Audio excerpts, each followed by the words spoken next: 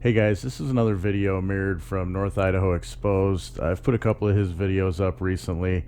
His channel's pretty much, actually, it's completely demonetized by YouTube, so he doesn't make any money from this. But I'm trying to get him exposure because he really does a lot of hard work. So I'm just trying to share his videos, especially the ones pertaining to the cops specifically. So he did a lot of work regarding the drag queen story hour and the police, and has done a lot of work with body cam footage and the police in general in Spokane and Spokane County. Well, I guess specifically Spokane. So this is another video regarding some of his public records requests and some emails from the drag queen story hour, at least the first event. I did a public records request that's similar to this. I should be getting my emails pretty soon. So I'll do an update when I get my emails. But for now, check this out. He did a really good job. Casey from North Idaho Exposed. Links to all of his platforms are in the description below. Definitely go check him out on DTube or BitChute. He's demonetized from YouTube, so you might as well go check him out on there, especially DTube. If you give him some love there, hearing some cryptocurrency. You can't give me the right to be a human being. I'm born with that right. Now you can keep me from having that if you've got all the policemen and all the jobs on your side.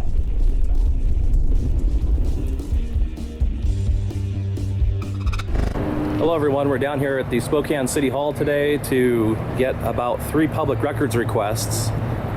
And these have been about from, 6 months ago I filed a public record request with the mayor, Dave Condon, Spokane Police Chief, Metal, or however you say his name, I'm not sure. So we're here to get those emails where they're talking about Drag Queen Story Hour and how they were planning to handle the event. So.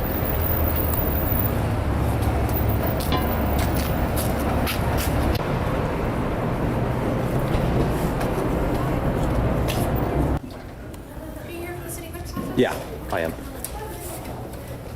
How are you? Good, how are you? Good. And you're here to file a claim, is that correct? No, I'm here to pick up public records. Oh, pick up public records. Yeah. Okay, perfect. They're piling up, I guess, so. Either the council president's assistant or Okay.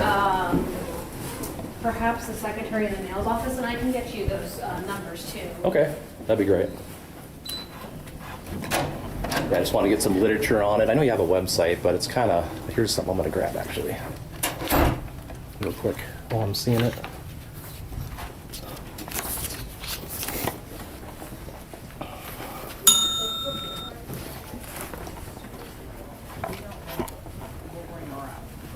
And see if we can get her to the right. Here, and Okay. what's So the they name? look. Casey. We'll know where to go better than I do. All right. Well, thanks a lot. And then we'll head right back out this way.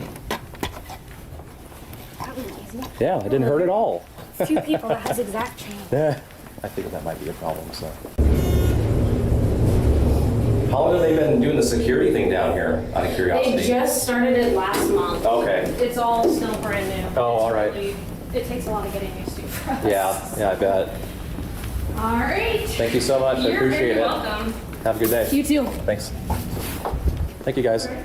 Yes, I'm calling this line because apparently no other lines are available. I'm calling because I'm disgusted, ready to throw up. When I just read the story and saw the video about the pastor being arrested in front of the drag time story hours at the library, I really used to have great respect for the police department, but not so much after seeing that. They arrested that man, and if you looked at the videos of what those drag queens were doing in front of those children, not cool. So I feel it's very disgusting, and like I said, I'm sitting here ready about to throw up. I really hope the police department is regretting their decision. It's just disgusting. All right, anyway, I hope they don't do that ever again. Right is wrong and wrong is right, and this is the twilight zone we're living in right now. Have a good day. All right, so that first audio is something that we picked up from the public record request, and we have over 1,100 pages of emails, and not 1,100 emails, but 1,100 pages. And so here's a letter here from a lady who was at the Drag Queen Story Hour at the South Hill Library on June 15th. And this is a letter to David Condon, the mayor of Spokane, Police Chief Midill, and Sheriff Knezovich. I have put considerable thought into this letter. I'm not exactly sure who I should address this to, so I'm sending this to you as a start. I was at the South Hill Library on June 15th. At this time, there was a large police presence, including a SWAT team. A friend of mine had given me a ride. I am handicapped and have a handicap placard. I did not have anything identifying me as a particular affiliation to any groups that day. I know it was before 12:31 when we got there. We were blocked from entering the parking lot by police and yellow tape, even though there were numerous parking spaces available, including all handicap spaces. Other people were allowed to pass. I told the driver to let me show them my handicap placard, and she said no. She didn't want to get trapped in the parking lot. We parked a block away, and we were walking on the sidewalk by the parking lot toward the library. I was approached by Officer Dodson, badge 1107. He did not ask me why I was there. He just said I needed to move to the other side of the street and vacate the sidewalk. I asked, "Isn't this public property?" He replied, "Yes, but if I did not vacate the sidewalk and move across the street, I would be arrested." I was not in any way belligerent or rude and found his demeanor confusing. I asked him what ordinance provided for that, and he said it wasn't an ordinance, but was case law, and again repeated that if I did not go to the other side of the street, I would be arrested, and that they had already arrested someone. I had no desire to be arrested and physically would not have been able to handle that kind of experience, so I complied. My personal concerns are as follows. I was denied access to the library parking lot, and specifically handicap parking. I was profiled and discriminated against because I was older, conservatively dressed woman without children. I observed other people who were treated the same way, including 2 press people with identifying badges who were neutral and were obstructed from reporting and were forced by threat of arrest to the protest side of the street. As a taxpayer, I found myself angered at the level of the police presence that someone felt was required for this event. What was the cost of all these officers and equipment? And we'll get to that in a little bit. Who paid for it? If an event for children was that dangerous, why wasn't it canceled? I realized the sniper was probably just sitting in his rifle, but pointing it at the crowd of mommy protesters was intimidating. I am requesting an accounting of the cost in the city and county employees and resources, equipment, and staffing, including the cost for the library and additional police presence for the event in dollars and cents. And I can tell you right now, for just this event on June 15th, it's like $20,000. The protesters stayed behind their lines. Are you targeting pastors or Christians? On the way out there, there were 2 patrol vehicles parked on both ends of the library property, and I can also attest for that. When we were walking back to our car, I noticed the one nearest our vehicle appeared to be punching in license plates into his computer. Are you recording who's at events? I'm not asking these things rhetorically. I'm requesting a response and asking you to provide answers to my questions. I realize that law enforcement has a difficult job, and I try to be as supportive as I can be, but something seems to me to be horribly wrong about Saturday's event. I am also seeking legal counsel. So we'll go up this email chain here, and they say Lieutenant Overhoff says, and he's one of the people that ran the Drag Queen Story Hour event. He says, more fan mail that is false and without merit. Another reply here says, yeah, yesterday I fielded calls from as far away as Detroit, Southern California, and Northern California. This is from Terry Pruninger. Trevor, our temp seasonal in the PIO, has spent the last 2 days on our social media removing inappropriate posts and hiding posts where citizens are attempting to use our platforms to dispute and argue with each other, which I like to call de-escalation. he is leaving alone the material where they are just saying we are bad and we don't know what we're doing, because they can yell at us all they want. We are not engaging on social media at all. I have had some blunt but professional conversations with citizens about public safety, police tactics, and the fair and consistent application of the law. Just an FYI. And here's another letter here from a gentleman. He says, shame on Spokane PD for violating the First Amendment right of Pastor Afshin Yaktin of New Covenant Baptist Church. The DA needs to train SPD on law regarding time, place restrictions on public property. The pastor has every right to file a civil rights lawsuit. My grandfather was sheriff of Kootenai County. He stood up to the KKK and the communists and would never abide by SPD's shameful conduct. My father served in the Navy, and I served in the Army. Stop using the color of law to protect perverts. Do your duty. Defend the Constitution of the United States against all enemies, foreign and domestic. I call upon SPD to change its ways in the name of the Lord Jesus Christ. And this gentleman was a lieutenant colonel retired of the U.S. Army Reserve. And here's another email here, which is interesting. I'll be bringing up this point in another email, which is sort of why I'm bringing this up. But this is from Lieutenant Overhoff, and it says, I have a meeting on the 12th. This is before the event took place at the South Hill Library on Prairie. A hate crimes expert will be there from Seattle to evaluate this event, the Drag Queen Story Hour, and facility prior to the event and give us their opinion. They have been receiving numerous threats from Facebook, neo-Nazis locally, and several hate organizations. There are 200 to 300 confirming they will be there to protest, according to the library director. The event is sold out as well. I would like to thank both of you two for being present at the briefing.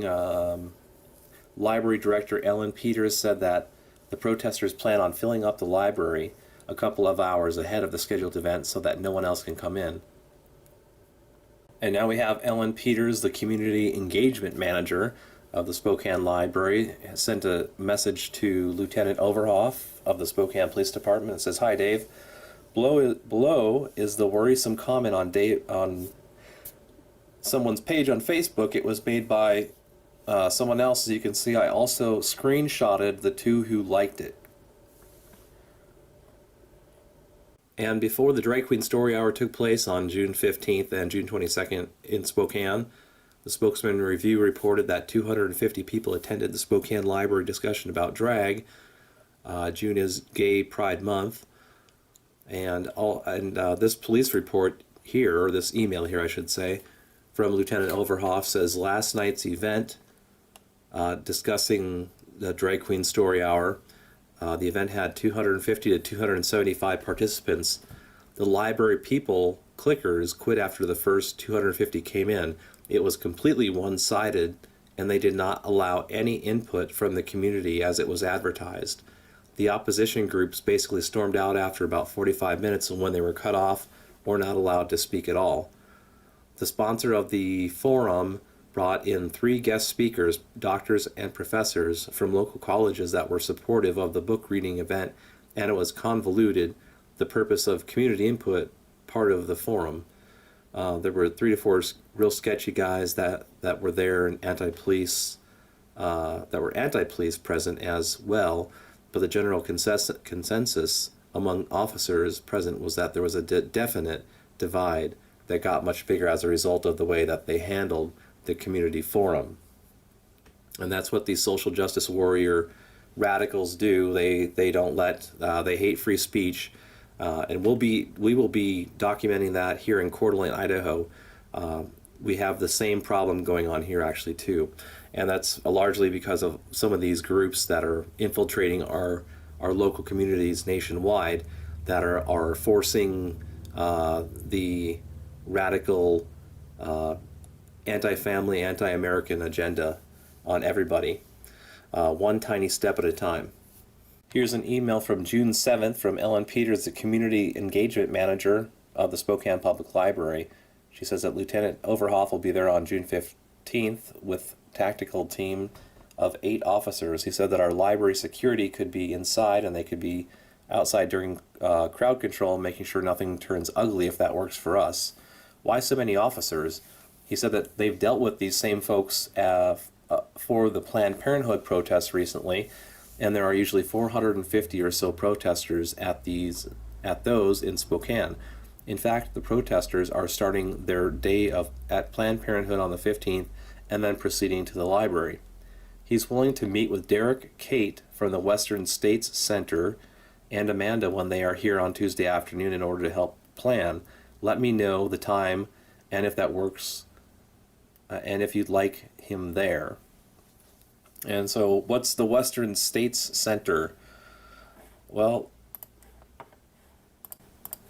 the Western States Center is just what you would probably imagine. It's a radical social justice warrior group that indoctrinates people to engage in their communities, and I will be doing a future video on that issue in Coeur d'Alene, Idaho, where we have the same problem occurring, and they're espousing garbage like this, a toolkit for confronting white nationalism in schools, and indoctrinating us with things like the Frankfurt School of Thought and critical theory to erode our values and corrupt our society. So it's no borders, culture shift. It's all about changing the optics and changing the way that people interact. Here's a quote here from the website that it says, "I've learned that the fight against the white nationalism begins with well-organized communities." And so this is just more of the SJW radicalness going on right now. And the Western States Center mission is to connect and build the power of community organizations to challenge and transform individuals, organizations, and systems to achieve racial, gender, and economic justice. And so this is straight out of the United Nations. And here's a bulletin that we received out of one of the emails that had an attachment to it. It's a Criminal Intelligence Unit Threat Assessment, Drag Queen Story Hour. This was for the one on June 22nd, the second one. But they say possible groups attending: Proud Boy members, Socialist Rifle Association, Church and State, 500 Mothers Strong, 500 Drag Queen Strong, Church at Planned Parenthood members, Church Without Walls, Antifa, and elected officials. Oh, this is really laughable. Threat evaluation. The last sentence here says, the organizer of the protest against the story hour has been quoted in numerous news outlets stating that you have declared war on Christians and we are going to declare war on you. Please be aware that this is protected speech, but being disseminated for awareness of heightened rhetoric regarding the event. And here's an interesting email. It's a recap of the Drag Queen Story Hour from June 15th. The assessment of who showed up, essentially. And it's to Sergeant Kakuda, who I was able to argue my way back across the street to document the Drag Queen Story Hour when everyone else was kicked across the street. But he says, below is an assessment of the Drag Queen Story Hour South Hill event. Estimated attendees, 500 to 700. 200 protesters were there from their estimates, and 350 counter-protesters or supporters of the Drag Queen Story Hour.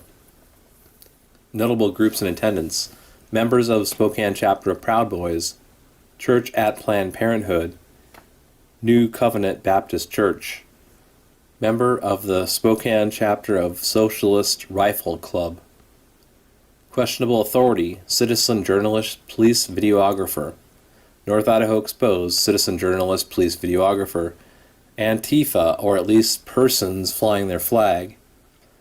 And there actually was someone who did mention, I have in one of the videos I put out, is that they were approached by people that they suspected were Antifa. And so also here at this event was 500 Drag Queen Strong, 500 Mom Strong, Church and State, and Church Without Walls. Notable persons in attendance: James Alsup, unconfirmed, and William Hollings. I don't know anything about that. Arrests: Pastor Ashton, of course.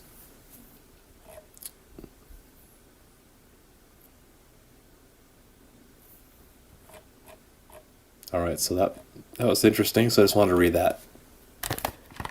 And concerning the cost of the event, this was on June 20th when this was put out, and as of that point, just for the first Drag Queen Story Hour, they were looking at over, well, darn near $20,000.